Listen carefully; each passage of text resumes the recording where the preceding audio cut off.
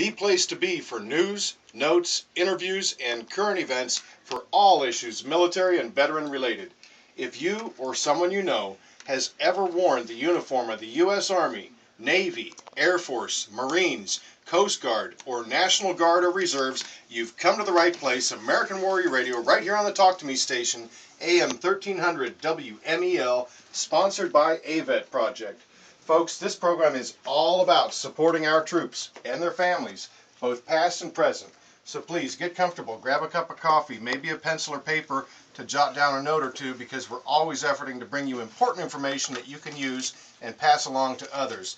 With that said, let's roll down the runway and get this show off the ground. As you all know that are regular listeners to American Warrior Radio, my name is Garren Cohn. I'm an Air Force veteran and a retired legal advocate for veterans, as well as founder of AVET Project. But I never fly through the airwaves alone, and I'm happy to have back with me my co-host. Good morning. I'm Glenn McGuffey, manager of your Brevard County Veteran Services team. And I want to remind folks how you can get a hold of me, and that's at, so that piece of paper and pencil Garren just told you about, get it out. 321-633-2012. That's 321-633-2012. And we're out in the, for those of you in Brevard in the local area, we're out in the County Government Center in Bravo building on the first floor. Can't miss us. There's all kinds of signs saying Veteran Services this way. But Glenn, you've also got some input from far, far away. Yeah, thanks for the lead-in.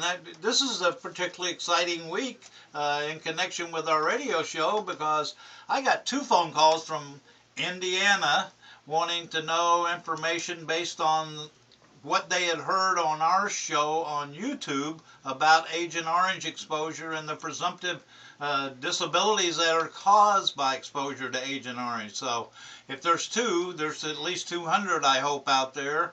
And that's why I wanted to start off the show with our phone contact number with the area code and encourage you to call me. I was able to hook these people up with the Indiana County Service Officer that they didn't even know existed in the county next to theirs. They didn't have one in their county, but I knew Indiana had them, and I looked them up and gave them that information. But I had a long talk with them and steered them in the right direction as to what disabilities that veteran needed to apply for. So that was exciting, because it was an opportunity to help some more veterans, and because it was an opportunity to help them out of our local area. So we know we're getting the word out to a wider audience, and that's very important. And can they also pick up the show through Facebook? I'm not the technical guru here. So. As a matter of fact, they can. And Kim, our executive director and producer of American Warrior Radio, fields lots of posts via Facebook on a regular basis. We get emails from folks as far away as Oregon, Montana, Vermont.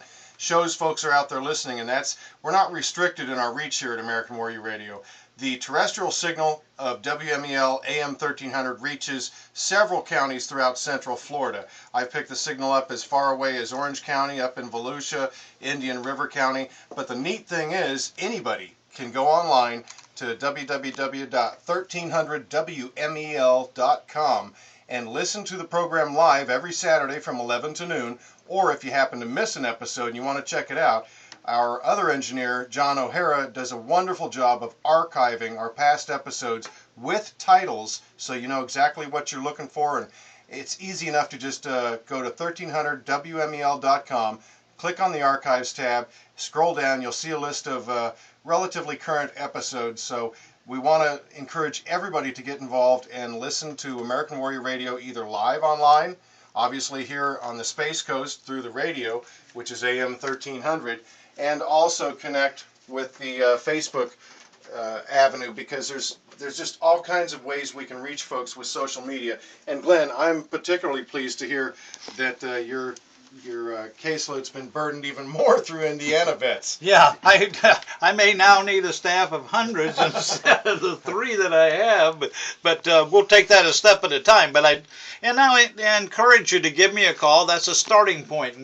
everybody needs a starting point, particularly if you've been uninformed to the extent that you didn't know all those presumptive disabilities existed, especially for you veterans who set foot in Vietnam or were stationed in Thailand or were stationed for certain units during a certain period of time on the demilitarized zone in Korea.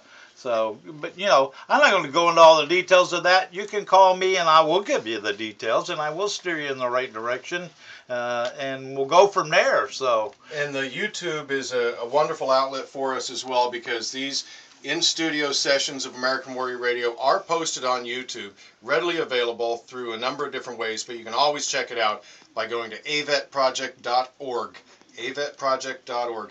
And AVET is an acronym for? American Veterans Empowerment Team, and boy, is that a great outfit. It is. And folks, we have a special show for you today. It's an important show because we're going to be talking and touching on some subjects that are really prevalent in today's discussion regarding veterans, and we're pleased again to have an expert in this field, which is basically battlefield stress and mental health issues. We have Dr. Scott Fairchild from Baytree Behavioral Health. Welcome, Scott. Well, it's an honor to be here with two fine veterans who support so many other veterans, and I just really enjoy every opportunity I have to share time with you and be on the air and provide support and services to our veterans out there in the community. And now I understand that community is expanding across the United States and around the world, so that's fantastic. Some of my patients call me, I guess they call me a rare bird. I don't know what that means, but actually I guess a rare bird because actually, I served on active duty for 21 years and retired as a Lieutenant Colonel, Medical Service Corps, and spent about 10 of those years as a clinical psychologist. So you're a light bird, not a rare bird. A light bird, not a rare bird. That's right, exactly. And so I enjoy the opportunity to help out folks, and a lot of times they are looking for somebody who understands how to spell Army or how to spell Air Force or how to spell Marines or the United States Coast Guard. And so I'm the light bird, rare bird that combines military experience along with clinical experience of a psychologist and a focus on post-traumatic stress disorder, traumatic brain injury, and the types of wounds and injuries that have come to be the signature wounds of our recent wars. Which is what we're going to be getting at today. But before we get there, I wanted to mention that you've got some recent publicity for your efforts to help out our wounded warriors. Tell us a little bit about this article that's available right now. Well, we're listed, we have a little article in the Viera Voice today, and the title of it says, "Yes, it's all in your head. Brain scans show how illness occurs and about recovery." And so as we take a look at that, we've been blessed to have that information get out to folks. When our service members experience post-traumatic stress disorder or traumatic brain injury, one of the first things we need to be able to do is to identify it, to be able to see what's going on. And how do we look inside the brain? And as one of my colleagues said, how do you know unless you look? When you go to your cardiologist, he listens to your heart. You go to your podiatrist, hopefully he looks at your feet. But if you go to see a psychologist or a psychiatrist in this day and age, they talk to you. And, it's a kind of a science that goes way back. But all of a sudden in this day and age, we're starting to get information on ways in which we can actually look inside of the brain and see what's going on. So we do that with quantitative EEGs. We're able to hook up to the brain and measure the brain's electricity and see what parts of the brain are working too hard, what parts might not be working hard enough. We're also able to take a look at those same aspects and take pictures of the brain with something that's called SPECT scanning. We're able to actually scan the brain and see what parts of the brain are working too hard, what types of the brain aren't working, what parts of the brain aren't working hard enough, and maybe, as Goldilocks said, what parts of the brain are working just right. And that's great, and I'm anxious to hear more about this, and I know our audience is too, because that gives some real, the mechanics of it helps you to diagnose and treat it. But let's back up a moment and talk about why these types of diagnostic tools are important. What exactly is happening? Glenn, you deal with claimants every day coming in with this PTSD/TBI. Describe those briefly. Well, TBI is traumatic brain injury, and what is that? Well, that's an injury to that, what I like to call the delicate thing inside that hard skull. That's your brain. The delicate tissue that's in there gets damaged. Many times, for our military folks, it's caused by an explosion, an improvised explosive device being the key one. It can also be caused by being too close to the receiving end of a mortar or a grenade or any other types of explosive ordinances. But it rattles your brain around inside that hard skull and it injures it. And sometimes that injury causes problems for life. And I know the doctor's going to talk about that. But this is a service-connectable, rateable disability with the VA. Yeah, in fact, that's one of the more complex rating procedures they go through. There's about 10 areas of functioning of a human being that they go through, and whichever one is rated as having the worst debility, problem area, then that's what they use to rate the whole outcome of the traumatic brain injury problem, which I think is giving the veteran the total benefit of the doubt, because they're looking at all kinds of things and saying, okay, we're going to give you the highest rating we possibly can based on the debility that you have, the worst one that you have amongst those. So, Doc, break that down for us a little bit. You get a patient or a client come in to you and they have wartime or combat service. They've been exposed to these concussive blasts from the IEDs. What are some of those symptoms that a TBI can manifest as? Oh, there's quite a range of symptoms, and Glenn is exactly right. The power of those explosives, and it's not just. I understand these can be up to like 330 mile per hour blasts. Exactly, and the power of those explosives. The brain is about the consistency of Jello, or light butter, soft butter, or tofu. And when you take that brain and you subject it, it would be like taking a bowl of Jello and sliding it along the bar, and it hits the wall. And when it hits the wall, that Jello inside goes back and forth and back and forth. And there we call those coup contra coup injuries. So there's injuries in the front. Coup contra coup? Coup contra coup. There's is that injuries a clinical term? It is. Injuries in the front and injuries in the back. And as Glenn so aptly said, there are sharp bones inside the skull. And so the temporal lobes along your temples really take a hit, because there's a sharp bone called the sphenoid process inside there that really, when you slam that brain up against it back and forth, or you twist those axons, the neural connections in the brain, we call that axonal shearing. They can actually be sheared and no longer function, and that information may not be visible on a CAT scan or a SPECT scan. So we can understand why the VA and other people have a hard time identifying these injuries, because they may not be visible. I once had a psychiatrist who was so naive. He said that, well, you didn't have a skull fracture, therefore you don't have a brain injury. Wow. So that's what we're up against. Yeah, that's what we're up against. If a person, a veteran, incurred one of those injuries along the temporal range there, invisible as you say, what kinds of problems can that cause the veteran, maybe then or later, or Absolutely, an inordinate number of problems, and it can be all the way from what one would see in a stroke, a person who may lose the left side functioning in their body, or may lose vision. What part would that affect if you had left side? It would be a right-sided brain injury that actually responds to left side deficiencies. So it can be as intense as that, which is obviously that's a visible injury. But some of the more difficult ones to ascertain are the ones that don't have a physical manifestation, but cause individuals to have difficulty focusing, difficulty concentrating, difficulty with reading, difficulty with those types of issues. Well, that's folks, listen up there, because there's some things you need to know. Particularly, I find clients come in to see me, and I'm the one that has to pry it out of them when I find out that they were in a combat arena. Were you ever exposed to an explosion? You know, where a mortar shell dropped off and it close by enough to knock you off your feet, or were you in a vehicle that hit an IED, or I have to draw it out, and then they go, yes, and I go, well, you ever heard of traumatic brain injury, and have you ever been checked out for it, and, kind of take the ball from there and lead them down the way as best as I am qualified for. I certainly don't have your credentials, but I point them in your kind of direction to get the right kind of help. But you're hearing what's going on, and folks out there, and if you've been exposed to an exploded device on active duty, and that could have been in World War II for all I know, you need to think about what problems you might have concentrating,